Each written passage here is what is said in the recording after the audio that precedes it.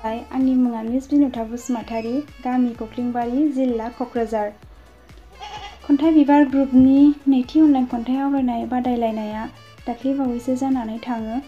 बिनि उनाव 17 आगस्ट खालाराव बिनि रिजाल्टखौ होनाय जादोंमोन। बे खन्थाइ आवरायनाय बादायलायनायाव आंबो थामथि मासिखौ आवग्रिनो हादोंमोन।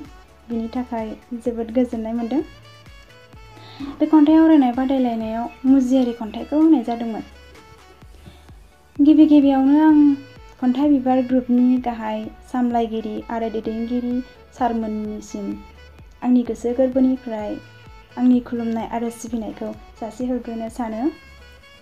मानोना बिथांमोननि नाजानायावसो जों दिनै गाव गावनि रोंगौथिखौ दिन्थिनो खाबु मोननाय जादों।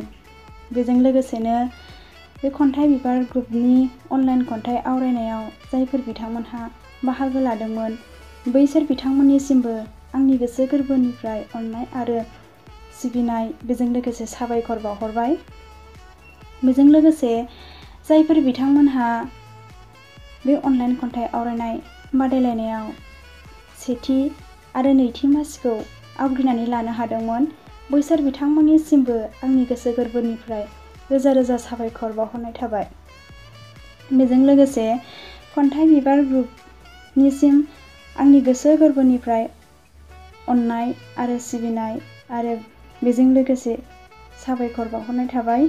मानोना बिथांमोननि नाजानाय, बिनि गेजेरजोंसो जों जोंनि रोंगौथिखौ दिनै सिनायथि होनो हादों बा जों जोंनि रोंगौथिखौ जोङो दिन्थिनो खाबु मोनदों। बिनि थाखाय सारमोननिसिम रोजा रोजा साबायखर थाबाय। मानोना जों जोंनि रोंगौथिखौ दिन्थिनो खाबु मोनैनि थाखाय जोङो दोनखोमानाय बायदियै सिरियै थानाय जायो। दिनै बे खन्थाइ बिबार ग्रुपनि गेजेरजों गोबां फरायसा फरायसुलिफोरा गाव गावनि रोंगौथिखौ सिनायथि होनो खाबु मोननाय जादों। जेरै खन्थाइ लिरनाय, सुंद' सल', सल'मा, रायथाइ बायदिफोरखौ खन्थाइ आवरायनाय आरो लिरनानै बा फरायनानै फोरमायनो थाखाय होनो हानाय खाबु होनायनि थाखाय खन्थाइ बिबार ग्रुपनिसिम रोजा रोजा साबायखर।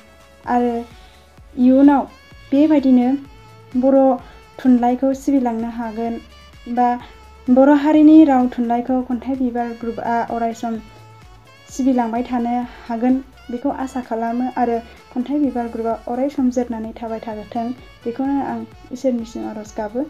बेजों लोगोसे आं बयनिसिमबो आंनि गोसो गोरबोनिफ्राय अननाय आरो सिबिनाय आरो बेजों लोगोसे खुलुमनायखौ जासियो।